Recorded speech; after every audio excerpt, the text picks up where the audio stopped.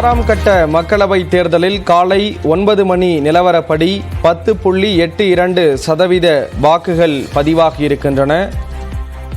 7 கட்டங்களாக மக்களவைத் தேர்தலானது நடைபெறக்கூடிய நிலையில் 6ஆம் கட்ட மக்களவைத் தேர்தல் இன்றைய தினம் நடைபெற்று வருகிறது. காலை முதலே வரிசையில் காத்திருந்து வாக்காளர்கள் தங்களுடைய ஜனநாயக கடமையை ஆற்றி வரக்கூடிய நிலையில் 6ஆம் கட்ட மக்களவைத் தேர்தலில் காலை 9 மணி நிலவரப்படி 10.82% வாக்குகள் பதிவாகியிருக்கின்றன.